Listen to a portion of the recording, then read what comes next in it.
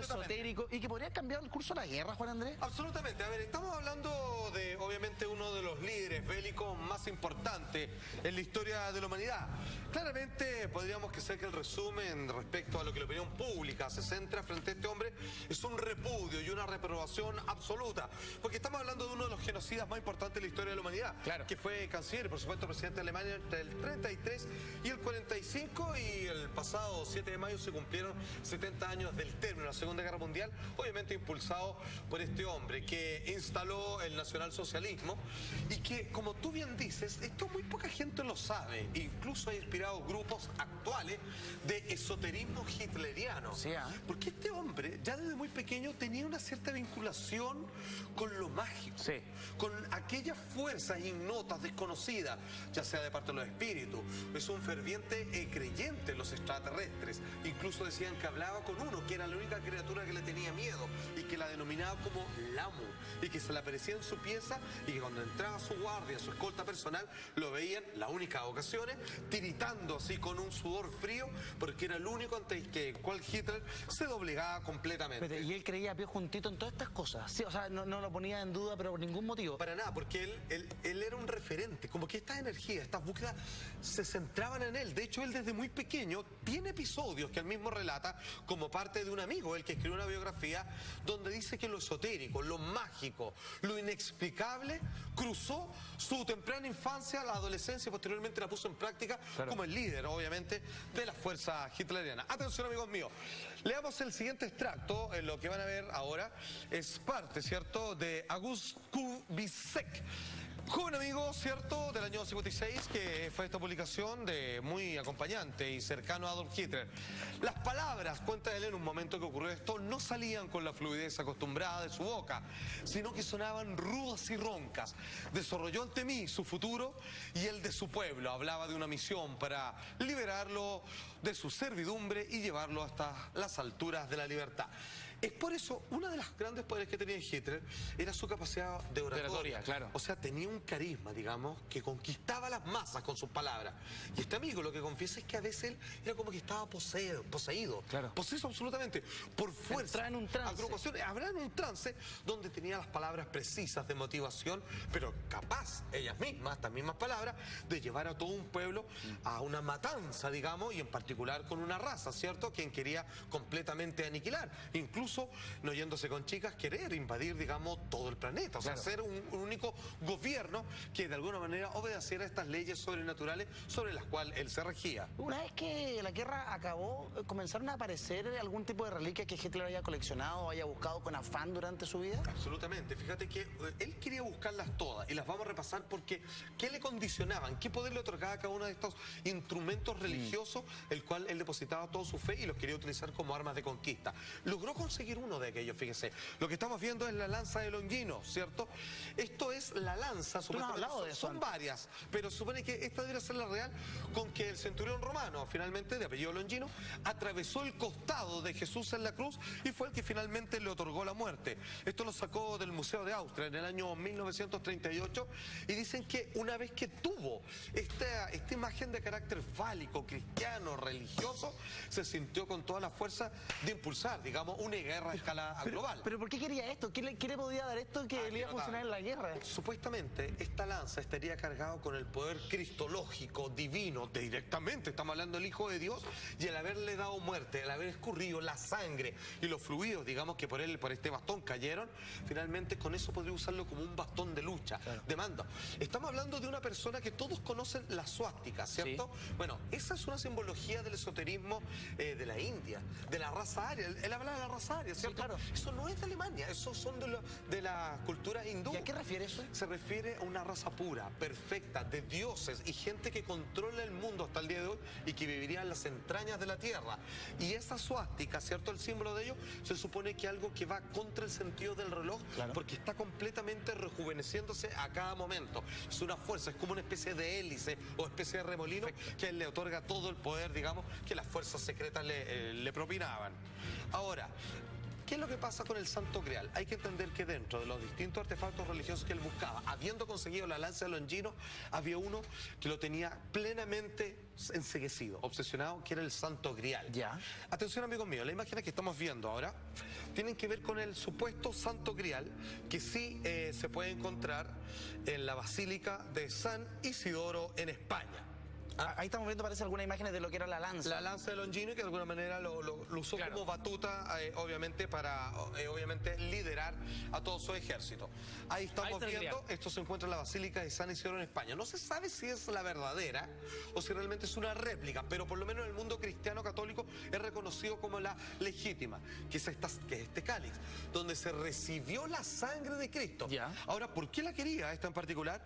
Porque dice que entre los distintos prodigios, aquel que beba desde esta copa, de este cáliz, podría obtener la vida eterna. Y perdón que lo ocupe como ejemplo, pero están basados, digamos, en cierta escritura, o por lo menos motivaciones reales. En la cuarta película de Indiana Jones, en la tercera, perdón, buscaban el Santo Grial precisamente como una especie de reformulador de la biología de quienes los tomaban. Vale decir, obtener la vida eterna y por lo tanto persistir, digamos, en su lucha para todos los siempre. Ahí estaba, obviamente, eso existe, ese Santo Grial se encuentra, como dije, en la Basílica, ¿cierto?, en España, y finalmente se resguarda, digamos, con todo lo que se puede, pero la buscó Hitler en todos los rincones de Europa, pero finalmente no alcanzó a echarle mano absolutamente. Ahora, ¿hasta qué punto llegaron? ¿Cómo fue que, si bien estamos hablando de una invasión de la Segunda Guerra Mundial, que en algún momento Hitler decía, ok, esta misión es una de las más importantes, que es ir a buscar el Santo Grial, obviamente en la península ibérica? Atención con esto, mira. Pero lo que es verdad es que él llegó a Montserrat, a Cataluña y a Montserrat concretamente, con la intención de recorrer los túneles y hacer una verdadera expedición de búsqueda del Grial, que él estaba convencido de que estaba aquí. Lo que no se le permitió tan siquiera recorrerlos y se fue enfadado, se fue muy molesto para no volver más, afortunadamente. Imagínate que estamos hablando de una persona que junta la tremenda cantidad de recursos bélicos y económicos y de repente dicen, en esta ocasión no vamos a ir a todo lo cual país para conquistarlo y sumarlo, digamos, a los países que han caído doblegados frente a nuestras fuerzas, sino que sencillamente porque solo me interesa el objeto particular religioso que yo podría llegar a utilizar como arma que está ahí. Si tú lo piensas bien, la Segunda Guerra Mundial, o sea, si tú comienzas a extrapolar, podrías entender que se hizo solo porque este tipo, completamente loco, desquiciado, pero que tenía cierto fundamento para creer en la posibilidad de poder de estos objetos, finalmente impulsa este poderío a escala global para poder obtenerlo y así perdurar en el tiempo como el gran líder de este planeta. O sea, estamos hablando de una persona que cree en esto, de que hizo estudios, juntó personas que le explicaron con lujo de detalle que todo esto era absolutamente real. De hecho, fíjate que incluso el gobierno norteamericano, cuando ha hecho invasiones a Irak, fíjate que se van a los museos y van a sacar objetos muy particulares como los de los sumerios, que tenían la conexión con los Anunnaki, y uno se pregunta si hasta el día de hoy los actuales políticos y poderes fácticos de los grandes gobiernos no tienen la misma idea de quedarse con estos artefactos, que no son solo inspiración. A mí no me cuadra tanto que solo Hitler haya llevado a cabo toda esta búsqueda. O sea, yo digo, un hombre que fue capaz de tener al mundo en la cornisa, compadre, a partir de la búsqueda de objetos como los que hemos revisado, el Grial, la lanza de Longino, sí, ¿no habría sido Hitler un títere de sociedades secretas quizá? O sea, por supuesto, estaba la Orden de Thule, que se llama. De hecho, Miguel Serrano, que él instauró, digamos, a escala mundial, pero que le inauguró acá en Chile, este hitlerismo esotérico, él decía que esta especie de logia, precisamente en una comisión de búsqueda de estos artefactos. A ver, amigo mío, no sé si usted sabía, los submarinos de Hitler, durante la Segunda Guerra Mundial, estuvieron en los puertos de Valparaíso. ¿Y saben por qué pararon acá? Simplemente para cargar combustible, todo tipo de alimentos, y ellos iban a la Antártica. ¿A qué? No por una misión especial, para encontrar el camino hacia el inframundo, hacia el interior de la Tierra, para encontrarse con los verdaderos propietarios, generadores de la raza aria, que estaban quizás en la cercanía del territorio antártico chileno. A ver, estamos hablando de que en plena Segunda Guerra Mundial Mundial, Sí. con algunas tropas que caían, digamos, mientras trataba de conquistar la mayor cantidad de terreno, él mandaba tremenda cantidad de ejércitos submarinos, por ejemplo, a nuestro país y más al sur, para encontrar estos pasajes a los reyes y gobernantes, que son como una especie de semidioses, que según él, vivirían dentro de la tierra. O sea, créeme que esto no era solo algo caprichoso, alguna parte de su locura más pintoresca y rimbombante. No, tenía una razón de ser, había un Tenía porqué. una razón de ser, y casi tú podrías llegar a entender que la Segunda Guerra Mundial tenía para él una sola misión. Primero, erradicar a la raza judía, que él tenía incluso la idea, y Miguel Serrano lo confirma, que eran razas enemigas de otros planetas que terminaron cayendo acá. Mira. Así de O loco. sea, esto era una batalla interestelar. Exacto, que tuvo como campo de batalla el planeta Tierra y que él podía recuperar todos estos poderes ancestrales a propósito de doblegar a los hebreos y por otra parte también conseguir estos artefactos mágicos que finalmente lo colocarían como el rey del mundo, junto con querer dialogar con los verdaderos gobernantes del planeta que vivirían dentro de nuestro mismo mundo. ¿Qué me dices del Arca de la Alianza? ¿Del Arca de la Alianza? Bueno, ¿Era parte el de Arca su de la búsqueda? Alianza. Yo te ocupé como referencia cuando buscaba el cáliz, ¿cierto? Dentro de la saga Indiana Jones. ¿Te acuerdas que la primera película se llamaba Los Cazadores del Arca Perdida? Yo cuando la fui a ver cuando niño pensaba que era el Arca de Noé, que era la única arca que Claro, yo que tenía sonaba. dentro de mi bagaje. Pero después me doy cuenta que se refería al Arca de la Alianza, que Dios, con instrucciones que se encuentran en cualquier Biblia, que lo mandó a hacer con una madera recubierta en oro, etcétera, etcétera, y que después se descubrió que había una alta tecnología implicada, porque era utilizada como un arma. Ahí estábamos viendo la reproducción con los dos querubines con las alas hacia adelante.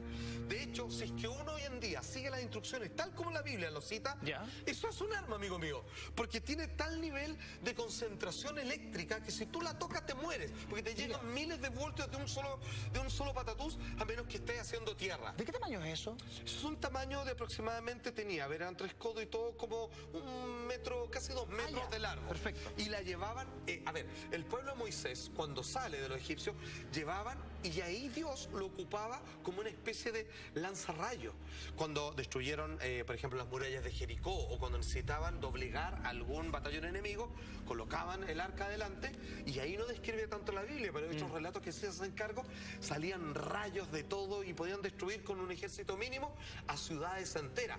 Eso, no sé yo, cada Hitler era un arma, hecho con las instrucciones que uno hable la Biblia, Claro, lee el libro están de ahí. Éxodo, ¿cierto? Parte del Pentateuco, y uno se encuentra de cómo podría fabricar un arma hoy en día por las instrucciones, y es loco, porque más que magia, es como un Dios que utilizó tecnología. Claro. Ahí hay ciencia Claro. aplicada en esa arma perfectamente. ¿Hitler dio con el arca o No nunca? lo dio, porque ¿sabes qué?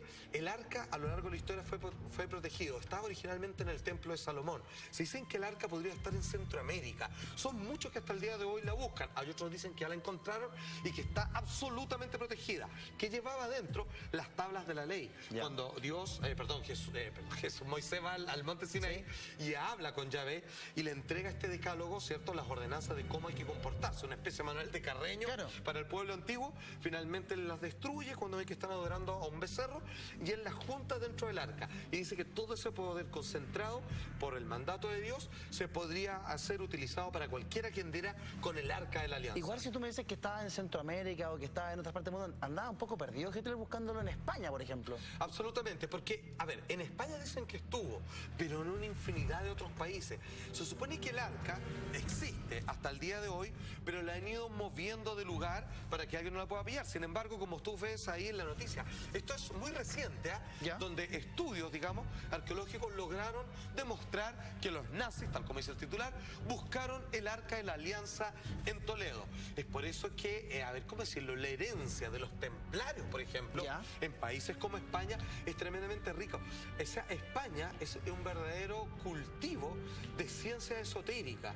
O sea, hay caminos, se supone que hay una gran cantidad de artefactos guardados ahí que finalmente Hitler no se equivocaba y si le hubiera echado mano a todo y cada uno de ellos, podría haberse convertido en lo que siempre soñó, que era el gobernante absoluto de todo el mundo. O sea, lo único que tuvo finalmente fue la lanza. Que fíjate que él dice que todos los años que duró la guerra y todo lo que logró avanzar fue haber, gracias, conseguido uno de por lo menos los 4 artefactos que él estaba buscando. Y si tenemos que leer por la historia, podríamos decir que efectivamente, y de ser así, la lanza de Longino lo ayudó a conquistar gran parte de Europa durante la Segunda Guerra Mundial. Oh, increíble. Es es increíble. Imagínate lo que hubiese llegado quizás, según él, si hubiese conseguido todas las otras cosas. O sea, Absolutamente, estaríamos viviendo bajo un régimen hitleriano y todas nuestras religiones y nuestras creencias tendrían que ver más con los espíritus, los dioses nórdicos y nada, como gran adoración, digamos, a este tipo que claramente se le adjudica nosotros el asesinato de existiría- 7 millones.